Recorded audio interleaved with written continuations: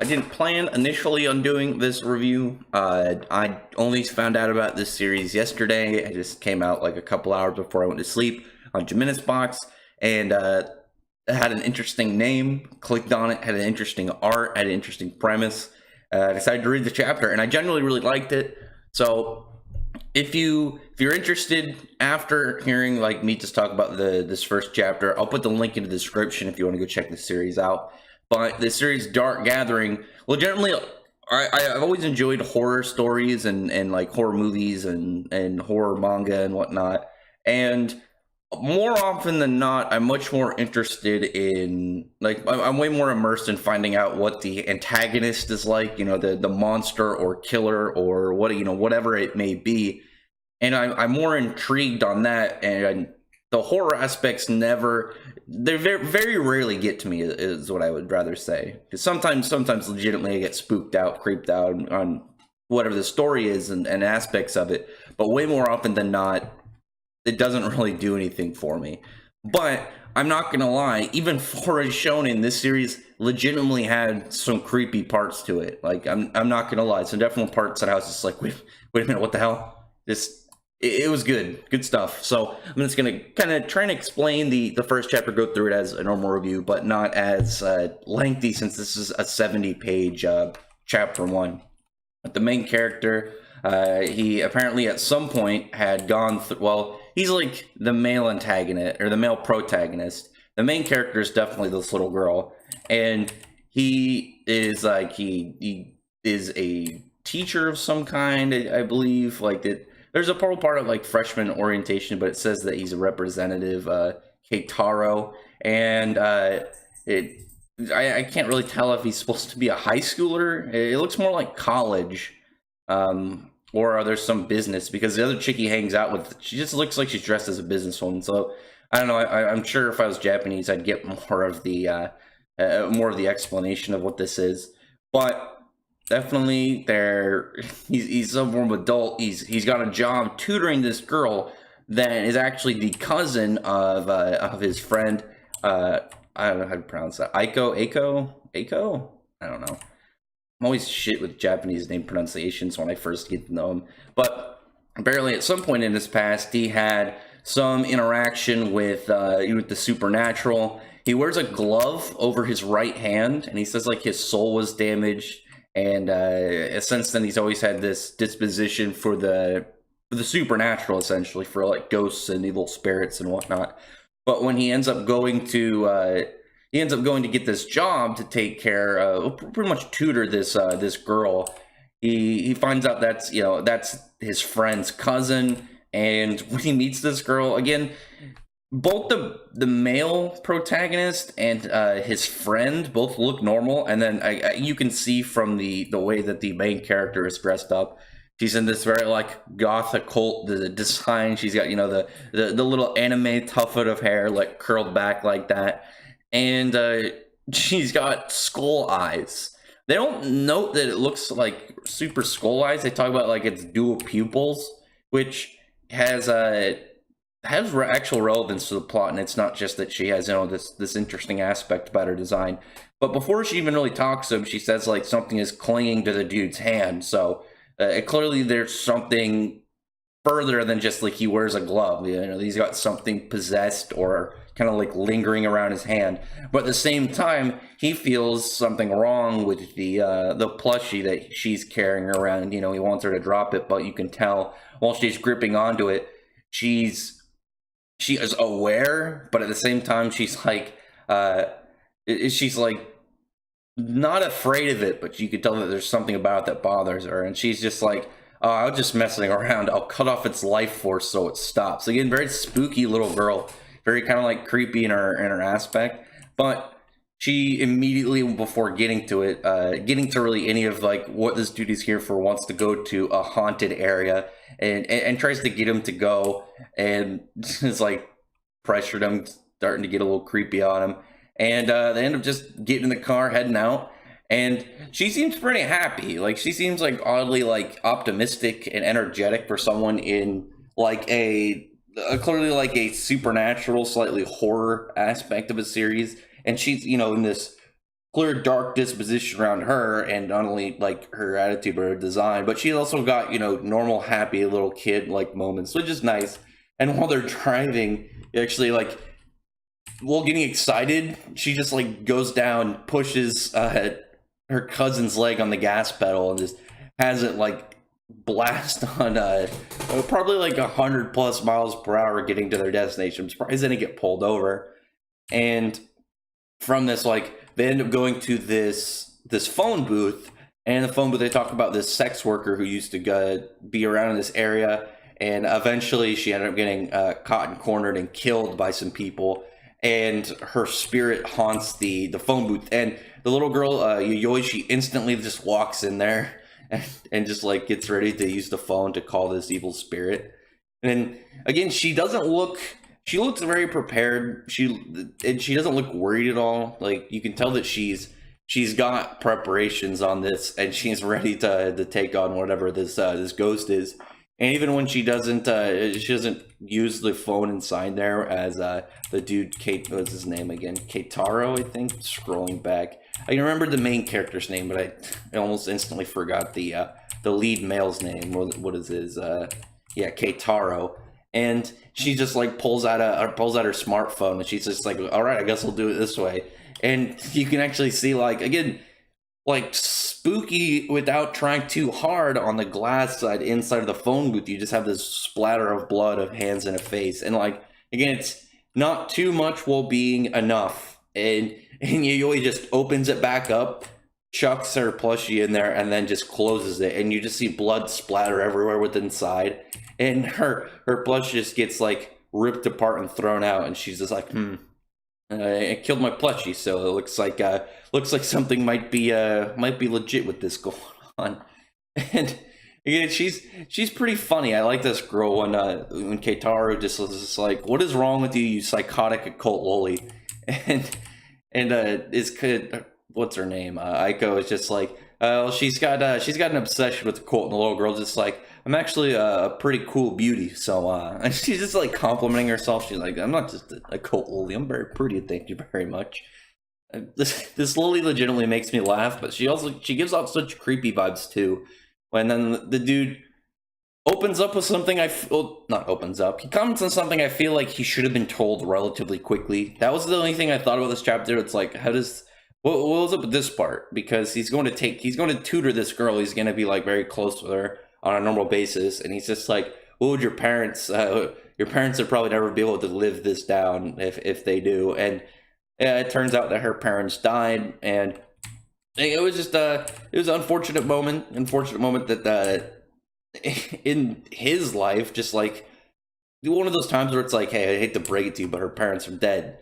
But I feel like someone should have told her beforehand, and then you get like a flashback explaining her like her dual eyes. She could kind of see like normally, but she also had this kind of like hazy look of like seeing spirits and dead people. And on the way home, both her parents, like, you know, they're just having a good time, like singing songs with their parents, is getting ready to go have some fun. And some dude in like a truck goes and crashes into them. Both her parents die. And during the time between like the crash, like beforehand to afterwards, she wakes up and her like eyesights have like blended, and she can see like fully like normal world and the realm of the dead.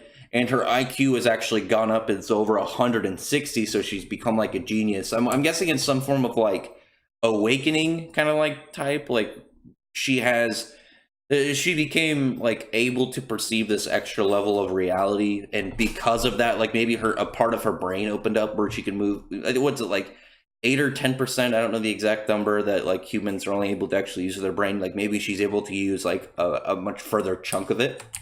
But now you get exactly what her story is and what her goal is.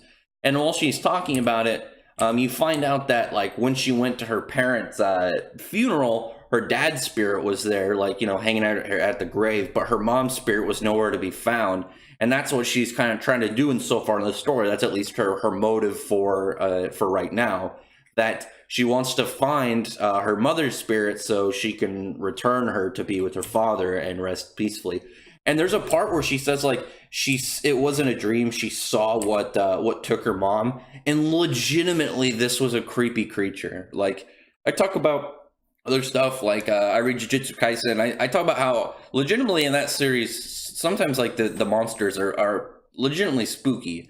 And this one, and like the first like more horrific monster you see in Dark Gathering, and instead of just like ghosts or whatever, it's much more like an actual spooky thing, like a demon sorta. And it's literally like this grotesque blob with an eye on it and a bunch of like skeleton sperm going to it. Again, very spooky. Like legitimately, this is a spooky design.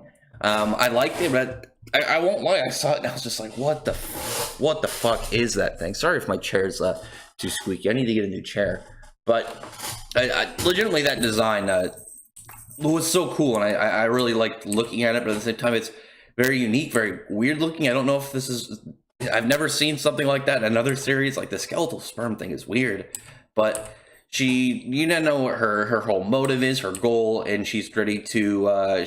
She's got very strong disposition of what she wants to do because of it, and it's very understandable. I actually really like it. At first, like she talked a little bit of mother, and it kind of reminded me of Made in Abyss, where the main character she's trying to get to the bottom of the abyss to meet up with her mother.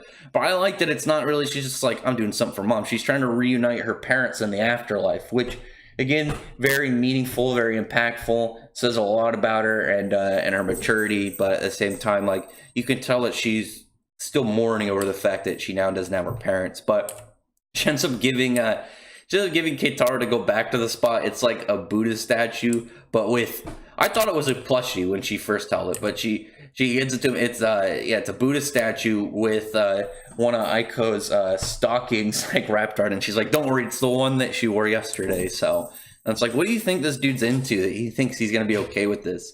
And then going back to the scene, and again, legitimately a spooky scene. Again, like very, very subtle, yet again, I thought about it was very creepy. And she pulls out her phone, and she has it in a plastic bag, and I guess it's been leaking blood. And I'm just like, that's such a weird thing to make as part of the story.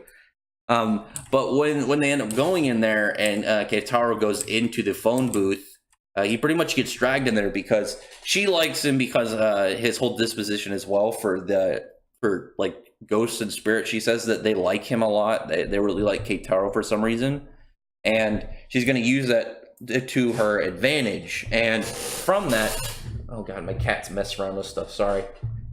From that, she just watches as he gets like pulled into the phone booth, and it is messed with by this ghost, and like the cord gets wrapped around his neck, and you get like bloody footprints appearing within the phone booth, and you just have like the cord wrapping around him. He's starting to get choked out, he doesn't know what to do, and here comes in Yayoi, who like grabs onto the stalking Buddha after pulling a crowbar and a sickle out, like busting it open, and then grabbing the stalking Buddha and smashing it into the phone booth and the phone like piece of it, and just going ham and destroying it and breaking it apart. And this I thought was like where it ended, but after she's just like talking about how like she wants this dude to pretty much draw out all these evil spirits and ghosts and whatnot, and she's going to destroy them. They're going to have a tag team where, like, this dude is just going to be, like, pretty much bait, and she's just going to be using him throughout the whole story. And, again, it got creepier at the end because they left, and I was like, okay, yeah, now we have the story, so what's the next 10 pages going to be? But she's like, all right, next we're going to go to this other site tomorrow, and we're going to see what it is. And while like the chapter is closing out, she has her plushie, and she's like wrapping like a snake around its neck. I don't really know what that is. I feel like, again, this is like one of those Japanese things you'd get if you saw. But and my cat's knocking stuff over. God damn it. Anyway, I'll have to tend to that after this. But inside her plushie, she has the phone, like the phone receiver that she put in there, and she's like wrapping it up, and you see this like very like look of malice on her face. And I'm a little bit confused in her cousin, because her cousin has this really weird aspect to her through the chapter and near the end, where she looks like she's a ghost or something. She's like says that the dude is enamored with dread, and she has this very like weirdly fainted color and drawing around her sweater. I'm really interested in that because like I'm wondering how that would work because she looks really weird in that panel, like you'd see like a dead person. I'm probably gonna need to reread the chapter and see if there's anything in there that maybe I missed. But the thing I also really liked about the chapter, like leading out of it, is the main dude was talking about how it wasn't like, because when they went places, like the ghosts got like quieter, and they were wondering what exactly that was, and it was what he kind of like was able to deduce it was that the ghosts weren't just like not being around, is that they were avoiding Yayoi and they were afraid of her. And you see like her have the phone receiver like in her room, and in her room she's got all these other plushies, and they're all like, they all have a piece of a haunted item like embedded into them, and you see all these like shadowy hands like ripping apart the evil spirit of the girl from the phone booth.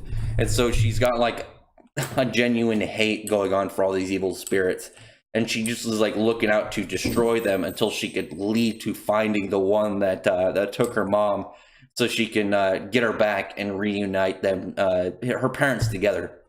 Very legitimately a good, very entertaining. Like the premise is really cool. I like the art. Like both the main characters, Yayoi, and the female associate with Aiko, and the male lead with Keitaro. Like I like all of them.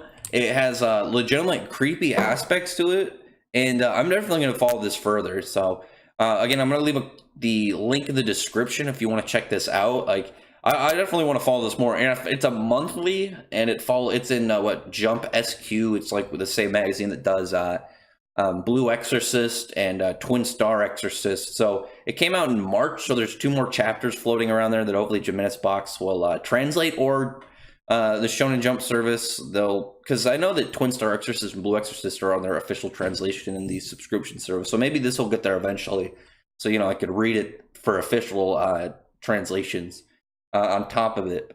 Other than that, drop a comment below on what you thought about this. I don't expect like this to get a lot of attention, but I would like, you know, if anyone has read this or is interested in reading it, to say so in the comments, so you know, talk about it, because I do like this. I want to cover this on a monthly basis. This is pretty cool. I definitely want to follow this.